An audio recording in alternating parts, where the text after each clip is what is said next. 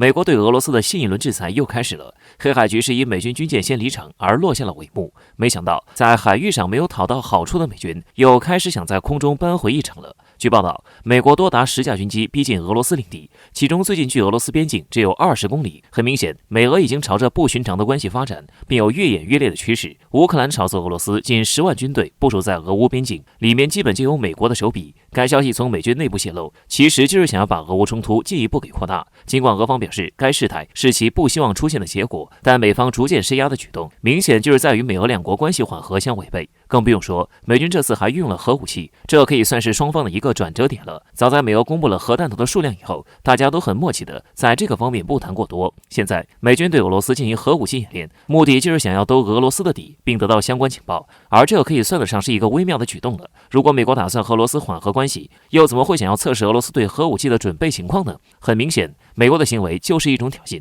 美国率先对俄罗斯发难，无论是施压，想得到俄罗斯边境部署军力的解释，还是不断把手伸进俄罗斯的地盘，都是在对俄罗斯进行制裁。联系乌克兰方面的宣称，美国给乌克兰一个承诺，就是绝对不会让乌克兰一个人并肩作战，而这也被解释为美国会全程为乌克兰保驾护航，不让后者遭受俄罗斯的侵害。但这也不可避免地出现一个问题，那就是美国一定会和俄罗斯对上，两者就此事也一定会发生冲突。再加上乌克兰不断购入军事装备，都在让美俄乌三者间的气氛更加紧张。随着俄乌冲突进一步升级，美俄关系也变得高度紧张。俄方称，对比2019年的仅3次，美军2020年在鄂霍次克海出现的次数非常让人意外，高达22次。美军这是一种不断侵犯边境的趋势，已经构成了很大的威胁。美国这回要玩大的举动，俄罗斯的反应亮了。绍伊古指出，美军在俄罗斯东部边境的戏谑不仅威胁了俄罗斯，也同样威胁到了中国。相关人士对此分析，关键时刻俄罗斯急忙喊话中国，这样不紧不慢的行为，很有可能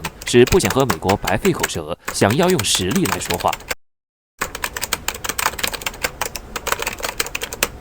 据美国福布斯网站最新报道称，普京拿出了杀手锏，在乌克兰东部边境集结了大量的军队。值得指出的一点是，这并不是普通的军队，而是拥有大量无人机以及电子战设备的电子战部队。在去年的纳卡冲突中，世界已经见识到了无人机的巨大威力，而随着现代军事技术的发展，电子战将成为未来战争的主要作战方式。目前俄乌局势中，俄罗斯凭借着大量的先进电子战设备，可以轻易击败乌克兰。众所周知，乌克兰的军力并不强大，他们之所以敢这么跟俄罗斯硬刚，是因为背后得到了美国的撑腰，而带着乌克兰步入死局的，或许就是轻易相信了美国的承诺。福布斯网站报道援引了2014年的事件，当时俄罗斯通过侦察以及电子攻击，对敌人实施了电子干扰以及欺骗。在这一步以后，俄罗斯将会出动最后的火力支援部队来终结对手。这种作战方式被称之为苏联式战斗的延续，而现如今，俄罗斯的电子战能力势必得到了更大的提升。在如今的大国对抗中，俄罗斯发展军事能力对标的是世界军力第一的美国，所以对于俄罗斯军队的电子战能力，外界没有丝毫的怀疑。从这一角度来说，对付一个小小的乌克兰简直不在话下。正如福布斯报道所指出的那样，面对俄罗斯电子战部队，乌克兰根本毫无还手之力。除了在边境冲突上的绝对劣势以外，乌克兰获得外界支持的可能性也很小。在俄乌冲突风险一步步加剧的时候，欧洲国家也纷纷开始了选边站。英国首相约翰逊公开表示，欧洲国家需要在俄罗斯天然气和乌克兰间选择一个。尽管以美国为首的北约同俄罗斯水火不容，但是双方还没有达到必须撕破脸的地步。在欧洲面临严峻的能源危机之际，如果再失去俄罗斯的天然气供应，那么欧洲国家的生存境况将会变得举步维艰。更何况这是俄罗斯同乌克兰间的冲突，即便是有人想介入，那个人也只会是美国，这跟欧洲国家并没有多大的利益冲突。所以说，任何一个稍微明事理的欧洲国家都会选择俄罗斯天然气，一来能保证天然气正常供应，二来也不至于因为乌克兰而激怒俄罗斯。所以说，在普京拿出杀手锏，欧洲国家选边站以后，乌克兰算是迈入死局，美国也绝不可能冒着巨大风险去拯救乌克兰。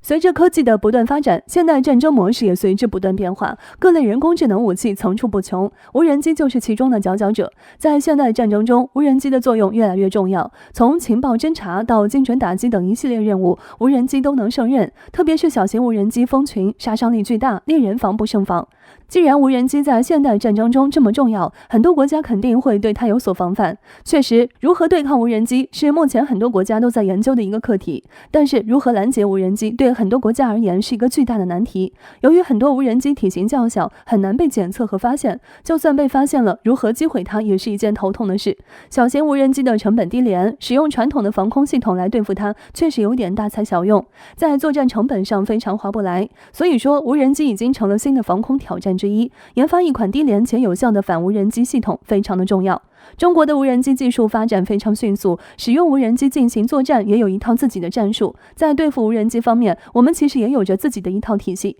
最近，我国航天科工集团又传来了好消息，未来我军或许会迎来新的神器来应对无人机威胁。据《环球时报》11月23日报道，航天科工2院2部无人争锋团队成功的实现了用低成本固定翼无人机对空中低小慢目标的精准撞击试验。注意，这里使用的是低成本固定翼无人机，它的摄像头都只是消费级低成本摄像头，却实现了对直径只有 0.5 米的空中小型目标精准识别、跟踪和撞击，构建了一套使用小型无人机来对抗小型无人机的空中验证系统，并且实现了部分关键技术的应用，对我军未来对抗小型无人机以及小型无人机群具有一定的应用价值。有分析人士指出，无人机在战争中的威胁我们非常清楚，毕竟我军也是使用无人机作战的好手，特别是这些低成本的低小慢无人机，在战时难以发现、神出鬼没，会给防空系统带来很大的压力。而这次航天科工研发的无人机对抗无人机的技术，可以说立了个大功。有了这款神器，敌方的小型无人机将再也不会威胁到我军的安全，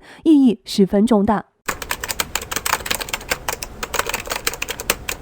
据环球网援引俄罗斯卫星通讯社最新报道称，日前美国商务部工业与安全局又宣布了一项重大举措，将世界范围内的27个实体以及个人列入到军事最终用户清单中。通俗一点来说，就是将这些实体和个人拉入到黑名单之中。值得注意的一点是，在这27个实体和个人中，涉及到12家中企，另外巴基斯坦占了13个，日本和新加坡各占了1个。至于为何列入黑名单，美国方面给出的解释是，这些实体和个人极有可能对美国国家安全构成威胁。美国这样的论调想必大家并不陌生，每当美国想要出下一个制裁举措时，其都会以危害美国安全为由，这是霸权主义国家的一贯作风。正如同美国发动伊拉克战争一样，只要他们想，就可以随意捏造一个理由。从清单来看，美国这次主要针对的对象是中国，同中国关系密切的巴基斯坦也一同被列入到这一清单中来。不过这一次外界并没有感受到来自霸权的巨大压迫，相反，人们越来越觉得美国此举更像是垂死挣扎。自美国从阿富汗撤军之后，有关美国霸权进一步衰落的结论接连传出，历史经验也进一步验证，没有哪一个国家能够永远保持霸权。更为重要的是，中国的强大已经不再允许美国滥用霸权。军事专家陈虎表示，在这场中美竞争中，中国早已找到了成功密码。过去30年，中国用一系列的成就缩小了同美国之间的巨大差距，这一点就足以说明一切。在过去的几十年间，欧美国家都没有预料到中国会在如此短的时间内实现迅速崛起，生产水平低下，经济陷入发展困境，军工制造基本依赖进口。然而经过一代又一代中国人民的艰苦奋斗，这一发展局面有了巨大的改变，专注于自身发展，一步一个脚印，正是中国实现成功的关键。日前，中国又在一个领域上同美国拉开巨大差距。据环球网援引南华早报的报道称，中国未来将有望在月球等太空任务中使用核能，而这一动力将会是美国计划中的100倍。毋庸置疑的一点是，凭借中国现如今的发展趋势，未来中美之间的差距将荡然无存，甚至还会出现中国全面超美的局势。所以美国现在的一切行动才更像是垂死挣扎。